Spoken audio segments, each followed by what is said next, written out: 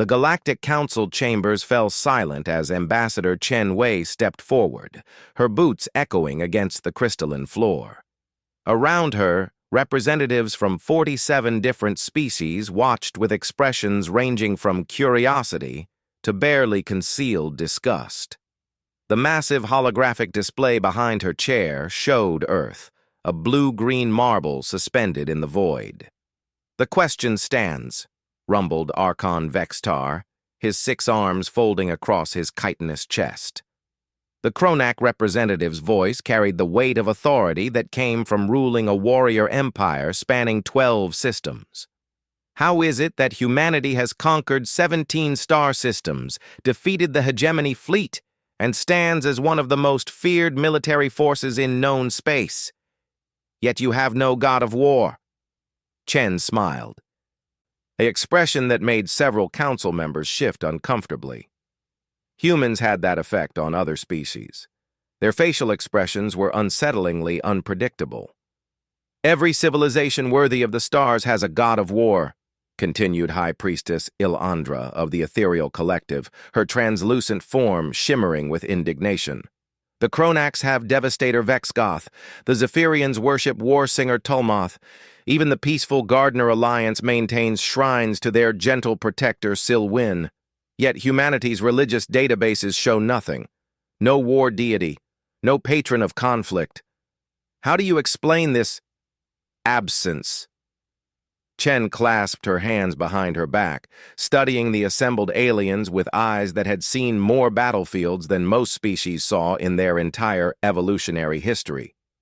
"With respect, honored representatives, we do have a god of war, or rather, we had one." The chamber erupted in a cacophony of sounds, chittering, whistling, and electronic buzzing as translation algorithms worked overtime. Archon Vextar slammed his primary fist against the podium, creating a sound like thunder. "Had?" he demanded. "Gods do not simply cease to exist, human. They are eternal, cosmic forces that—" "We killed him," Chen said quietly, her words cutting through the noise like a blade through silk. The silence that followed was absolute. Even the chamber's environmental systems seemed to hold their breath.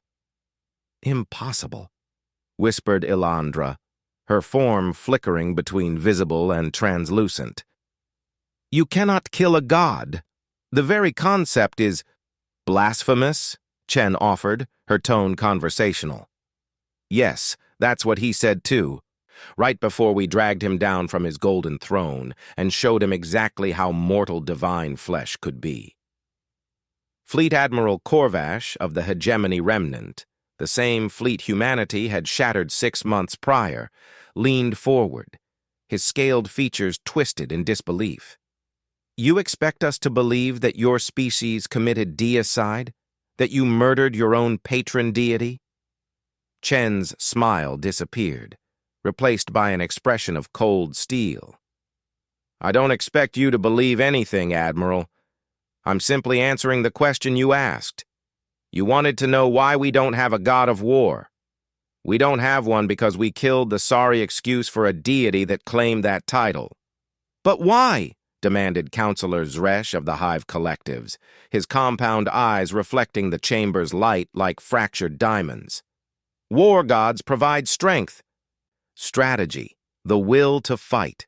Why would any species destroy such a valuable asset?" Chen walked slowly around the circular chamber, her gaze touching each representative in turn. Many looked away. Some, like Archon Vextar, met her stare with their own challenging glares. "Because he was weak," she said finally. "Our god of war was a coward who demanded sacrifice but offered nothing in return except empty promises and hollow victories. When we needed him most, when our children were dying in the trenches of the Third Global War, when nuclear fire was turning our cities to glass, where was he?" She stopped walking, standing in the center of the chamber beneath the rotating hologram of Earth. He was in his temple, demanding more offerings, more prayers, more blood spilled in his name, but never his blood, never his sacrifice. He grew fat on our devotion while our soldiers starved. He preached glorious death while hiding behind golden walls. The chamber remained silent, but Chen could feel the shift in attention. They were listening now, really listening. The breaking point came during the Battle of Mumbai. 3 million soldiers, the largest army ever assembled on Earth, facing annihilation. They prayed to him, begged him for strength, for victory, for anything. And do you know what our god of war did? She paused, letting the question hang in the air. He demanded they fight harder, sacrifice more, prove their worthiness through suffering, so they did. They bled and died for 7 days and 7 nights while he watched from his celestial palace, eating ambrosia and playing games with mortal lives. Archon Vextar's mandibles clicked nervously. Even among the warrior Kronax, such divine indifference was considered abhorrent. When the battle was over, Chen continued, when 2/3 of those 3 million lay dead, their families didn't receive divine comfort or promised eternal glory. They received funeral bills and bureaucratic apologies. That's when humanity collectively decided we'd had enough. "You rebelled against your god?" asked Elandra, her voice barely a whisper. "We did more than rebel," Chen replied. "We declared war, not against his armies, not against his priests, but against him personally. We stormed heaven itself." The ethereal collective representative flickered rapidly, a sign of extreme agitation among her species. That's not possible. Mortals cannot reach the divine realm. The barriers between dimensions are absolute. Chen's smile returned, but this time it held no warmth, only predatory satisfaction. That's what everyone said. That's what he said, right up until the first human breach team materialized in his throne room. "How?" demanded Corvash, his military mind immediately focusing on the tactical impossibility. "What technology could possibly—" "Determination," Chen said simply. "Pure, concentrated human stubbornness. When we decide something needs to die, we find a way to kill it. We always find a way." She gestured to the hologram above them, and it shifted to show scenes from human history. Battlefields, scientific laboratories, space launches, impossible feats of engineering and endurance. You see, the thing about humans is that we don't accept limitations, divine barriers. We tunnel under them, cosmic laws. We find loopholes, eternal gods. We sharpen our knives and get to work. The display showed images that made even the hardened military representatives uncomfortable. Humans fighting impossible odds, sacrificing everything for causes greater than themselves, achieving victories through sheer bloody-minded refusal to surrender. "The siege lasted 47 days, Chen continued. Not 47 hours or minutes, 47 full days of continuous assault on a divine realm. We lost 18 million soldiers in that war, 18 million humans who chose certain death rather than accept a god who failed them." "And you won?" asked Zresh, disbelief evident in his translated voice. "We won," Chen confirmed. "We dragged our god of war from his throne, stripped him of his divine power, and executed him in front of his own temple. Then we burned the temple down and salted the ground where it stood." The chamber fell silent again. But this was a different silence, heavy with implications and growing dread. "That," said High Priestess Ylandra slowly, "explains a great deal about human military doctrine." "Does it?" Chen asked, genuinely curious. "Your forces fight like they expect no divine intervention, no cosmic justice, no higher power watching over them. They fight like they know the only thing between them and defeat is their own will to win." "Because that's exactly the case," Chen replied. "When you've killed your own god for being weak, you learn very quickly that the only strength you can count on is your own." Archon Vextar leaned back in his command throne, his warrior's mind processing implications that made his exoskeleton itch with nervous energy. "If you killed your god of war for weakness, what happened to your other gods?" Chen's smile widened, showing too many teeth. "Who says we stopped with just one? The question hung in the air like a death sentence. Around the council chamber, representatives from dozens of species found themselves reconsidering everything they thought they knew about humanity. Archon Vextar's 6 arms trembled slightly, a display of weakness he would normally never allow, but the implications of Ambassador Chen's words struck at the very foundation of galactic civilization. "You killed more gods?" High Priestess Ylandra's form flickered rapidly, cycling between visible and translucent in her agitation. Among her people, even speaking of divine death was considered the gravest heresy. Chen nodded calmly, as if discussing the weather rather than cosmic deicide. Once we proved it could be done, word spread quickly. Every human who had ever prayed to an indifferent god, every soldier who had begged for divine aid only to watch their friends die anyway, every parent who had lost a child despite faithful worship, they all wanted answers. She gestured, and the holographic display shifted to show Earth's history in accelerated time. Cities rose and fell, empires expanded and crumbled, but through it all, humanity's relationship with the divine grew increasingly strained. "Our god of death was next," Chen continued matter-of-factly. "Thanatos, we called him in the old tongue. For millennia, he demanded our fear and reverence. Death is inevitable," he claimed. "All mortals must bow before the end. Worship me, and perhaps I will grant you a peaceful passing." Fleet Admiral Corvash leaned forward, his scaled hands gripping the armrests of his chair. "Death gods maintain cosmic balance. They oversee the transition between life and—" "They're parasites," Chen interrupted, her voice hard as diamond.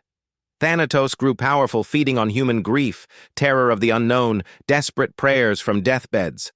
But he offered nothing except vague promises about peaceful afterlives that no one could verify." The hologram showed scenes of human medical advancement.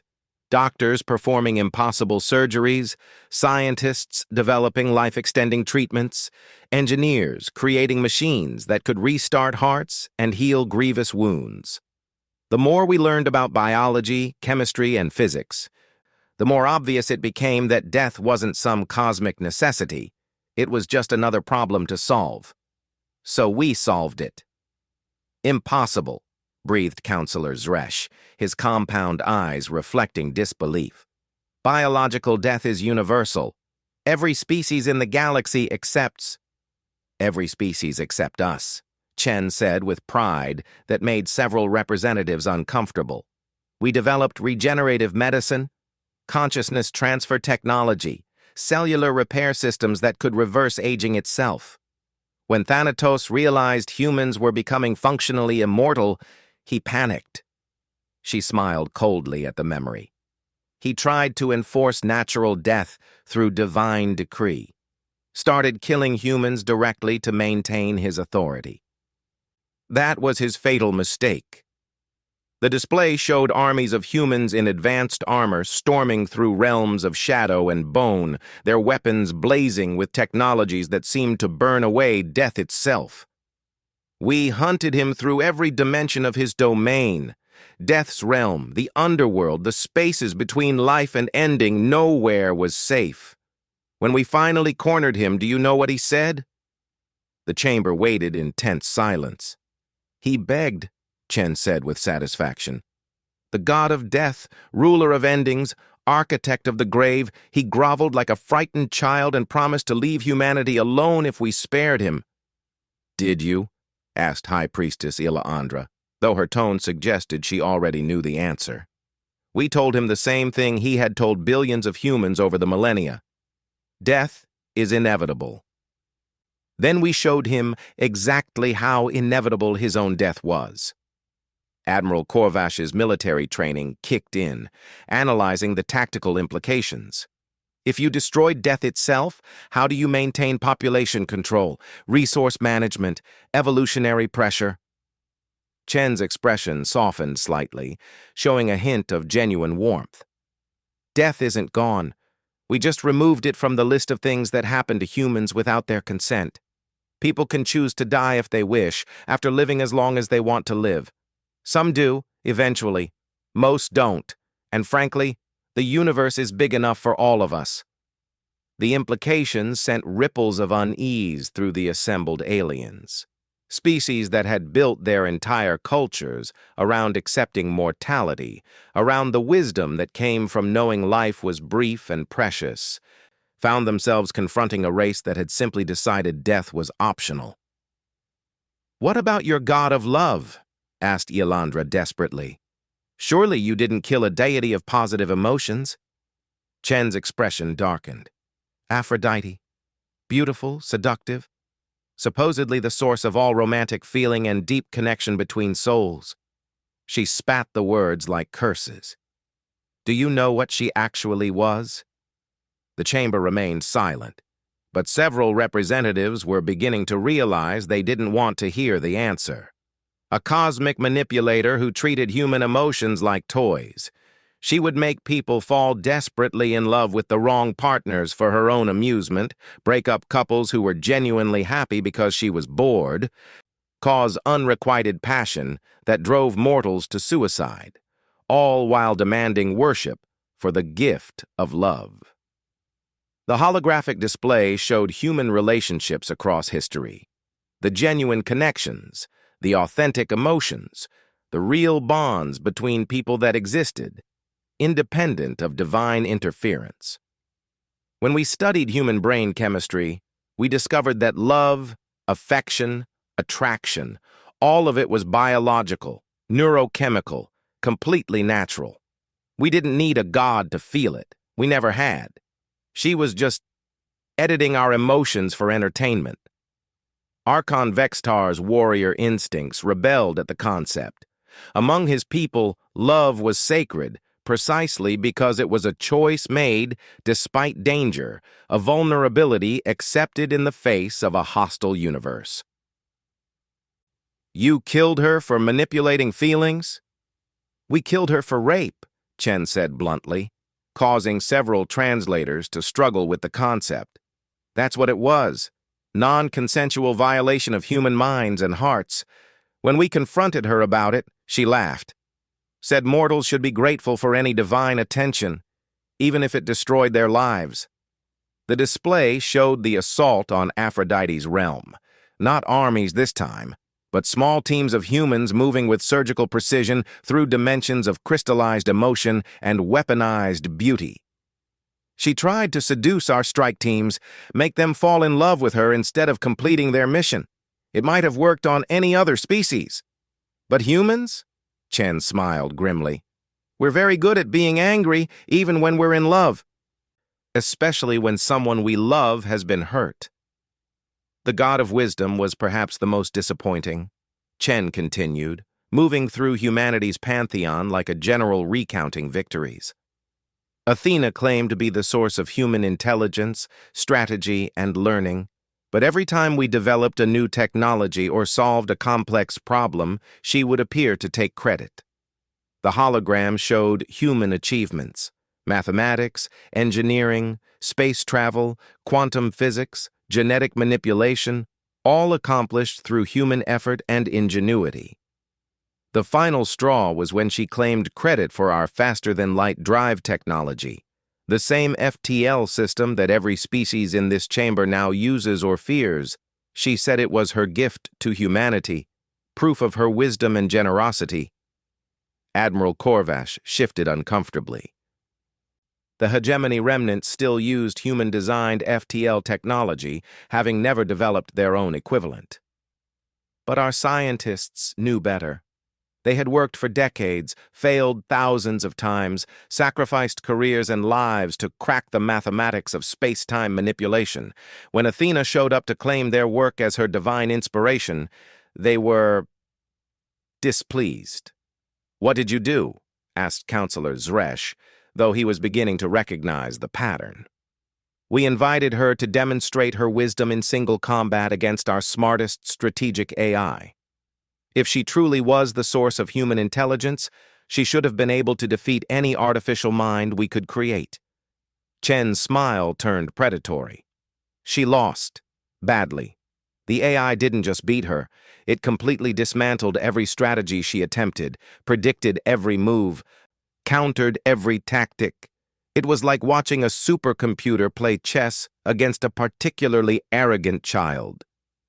The chamber was silent, except for the soft humming of environmental systems and the nervous chittering of several smaller species. When it was over, when she was proven to be nothing more than a cosmic fraud taking credit for human achievement, we asked her one simple question. If you're not actually wise, if you're not actually the source of human intelligence, what exactly are you the goddess of? What did she say? Yolandra whispered. Nothing useful, Chen replied. So we removed her from the equation and got back to the business of being brilliant on our own. The implications were staggering. Every species in the known galaxy drew strength, wisdom, or purpose from their gods. The Chronax gained ferocity from Vexgoth. The Ethereals found peace through communion with their Lightbringers. The very concept of a species systematically murdering their own pantheon was beyond alien. It was existentially terrifying. How many? Asked Archon Vextar quietly. How many gods did you kill? Chen considered the question carefully. Active exterminations? 47 major deities and roughly 300 minor ones. We're still tracking down some of the smaller ones, gods of things like stubbing your toe or forgetting where you put your keys. Mostly they're harmless, but we believe in being thorough. The number hit the chamber like a physical blow. Several representatives made sounds of distress or disbelief. But what do you worship now? Asked High Priestess Yolandra desperately. What guides your moral compass? What gives your lives meaning? Chen looked around the chamber, studying each alien face with the calm confidence of someone who had seen gods bleed and die. We worship nothing, she said simply. We guide ourselves. We create our own meaning. And when something threatens what we've built, what we protect, what we love, we don't pray for divine intervention. Her smile returned, cold and sharp as winter starlight. We load our guns and handle it ourselves. The Galactic Council chamber had never been so quiet. Ambassador Chen Wei stood in the center of the circular room, surrounded by the representatives of 47 species, each grappling with the revelation that humanity had systematically murdered their entire pantheon. The silence stretched until Archon Vextar finally found his voice. You cannot seriously expect us to believe that humans simply decided to abandon all divine guidance, he said, though his usual commanding tone had lost much of its force. Every civilized species maintains some form of spiritual authority. Without gods, without higher purpose, how do you maintain social order?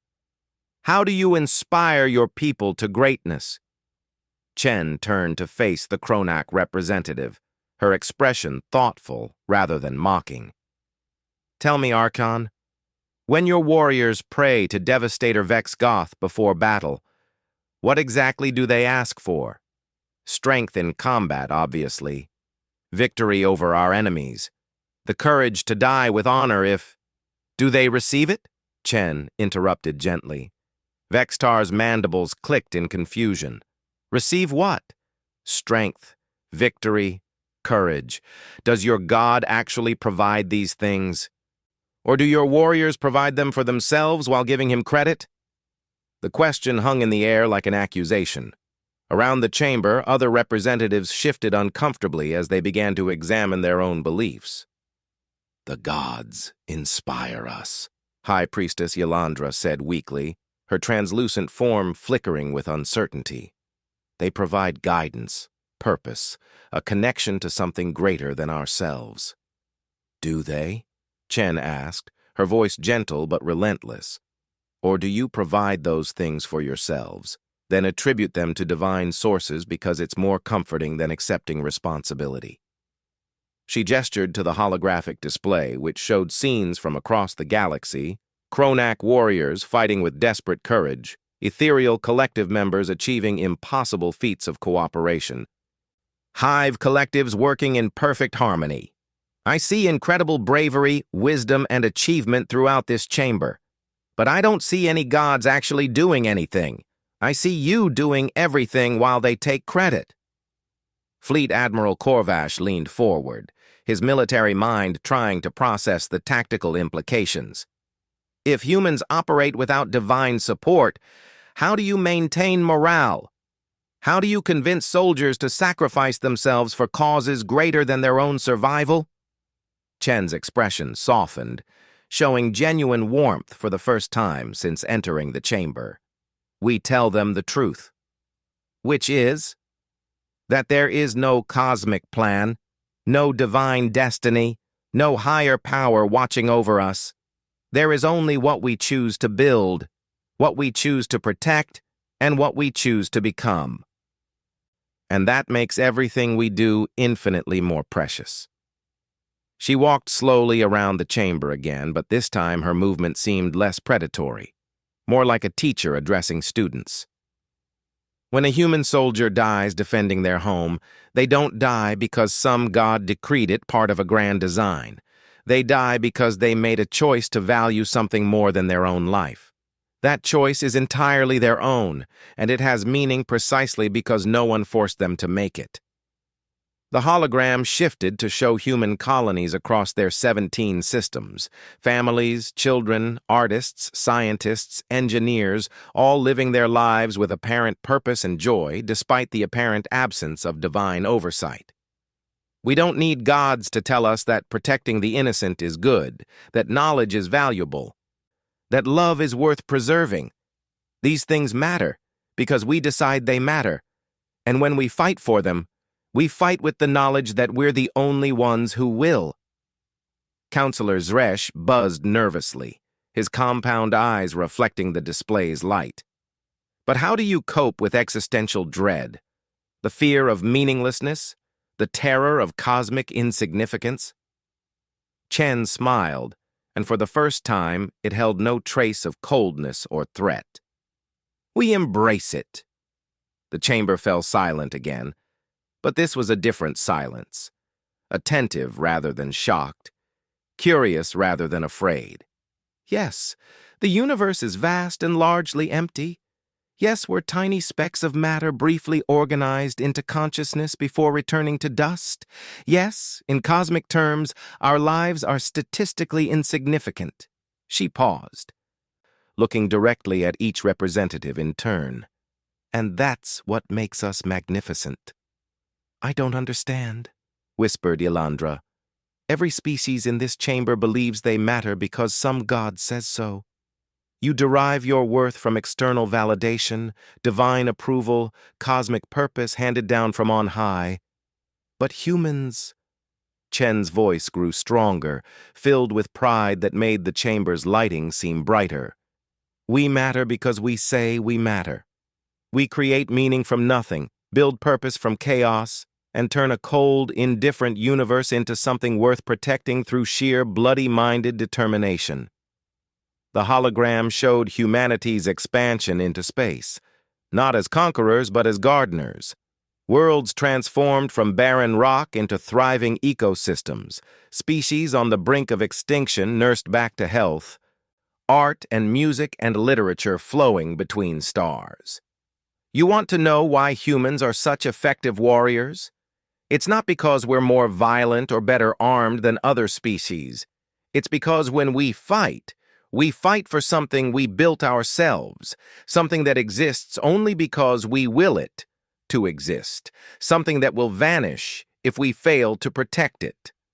Admiral Corvash was beginning to understand, and the realization clearly disturbed him. You fight like cornered animals because you believe you are cornered animals. We fight like cornered animals because we are cornered animals, Chen agreed cheerfully. All of us are. Every sentient species in the galaxy. We're all trapped in an uncaring universe that will eventually end in heat death, regardless of our prayers or achievements. The difference is that we've accepted it. She gestured to the assembled representatives.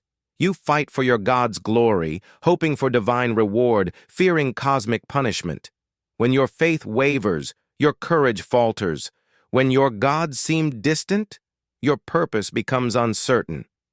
The truth of it struck several council members visibly. How many times had their own species struggled with periods of doubt, when divine silence led to social chaos or military defeat? But humans fight for what we've built with our own hands. Our faith doesn't waver because it's not faith. It's knowledge. We know our children are worth protecting because we love them, not because some God commands it. We know our achievements matter because we achieved them, not because they serve some cosmic plan. Archon Vexitar leaned back in his command throne, his warrior's mind processing implications that made his exoskeleton ache. If what you say is true, if humans truly operate without any divine support, then your military capabilities are entirely self-generated. Correct. Your technological advancement comes solely from your own research and development. Correct. Your social cohesion exists without religious authority maintaining order. Correct again. And your willingness to die for your causes stems from personal conviction, rather than divine command. You're getting the picture, Chen said approvingly. The implications were staggering. Every other species relied on their gods not just for spiritual comfort, but for the fundamental social and psychological structures that made civilization possible. The idea of achieving comparable results through purely secular means was almost incomprehensible. How? Asked Elandra desperately.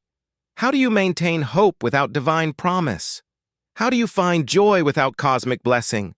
How do you love without sacred connection? Chen's smile became genuinely warm, transforming her features from intimidating to almost maternal. The same way you do, just without giving the credit to someone else. Your love isn't diminished because no God created it. It's enhanced because you chose it freely. Your joy isn't lessened by the absence of divine blessing. It's strengthened because you earned it yourself. She looked around the chamber one final time, taking in the mix of confusion, fear, and growing understanding on alien faces. You asked why humans lack a god of war. Now you know.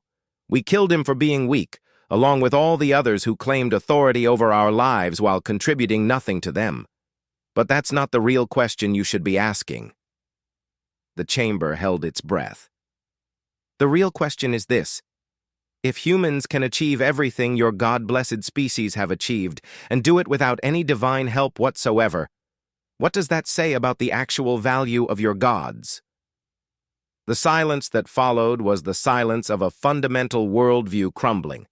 Representatives who had built their entire identities around divine service found themselves confronting the possibility that their gods were not benevolent guides, but cosmic parasites, feeding on worship while providing nothing of value in return. "We're not telling you to abandon your faiths," Chen said gently, recognizing the existential crisis she had triggered. "We're simply sharing our own experience. When we stopped relying on gods to solve our problems, we became better at solving them ourselves.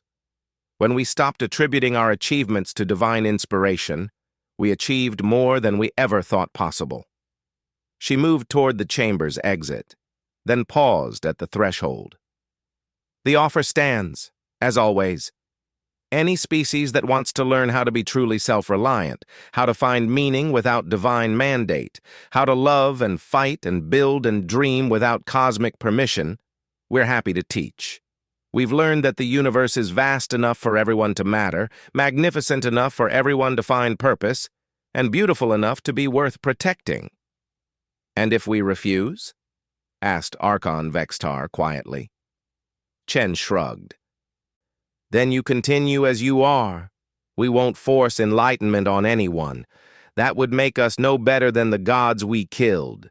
But when your deities inevitably disappoint you, when their promises prove empty, when you find yourself carrying the full weight of your civilization's achievements while they take credit from the sidelines, remember this conversation. She stepped through the doorway, then looked back one final time. Oh, and one more thing. If any of your gods decide humanity needs to be punished for our cosmic heresy, if they think we require divine correction for our apostasy, her smile returned, cold and sharp as starlight. Tell them we're easy to find. We'll be the species that's too busy building paradise to waste time praying for it.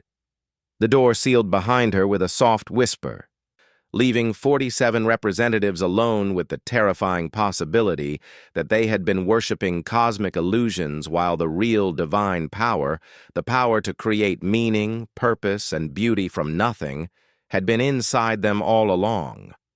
In the days that followed, several species would quietly begin conducting experiments in secular governance. Others would examine their religious practices more critically, asking uncomfortable questions about divine return on investment. A few would double down on their faith, declaring humanity an existential threat to cosmic order. But none of them would ever again look at human achievements the same way. In the back of their minds, a small voice would whisper the most dangerous question in the galaxy. If humans could accomplish all of this without gods, what could we accomplish if we stopped making excuses and took responsibility for our own greatness? The age of divine dependence was ending, and the age of self-determined meaning was beginning, whether the galaxy was ready for it or not.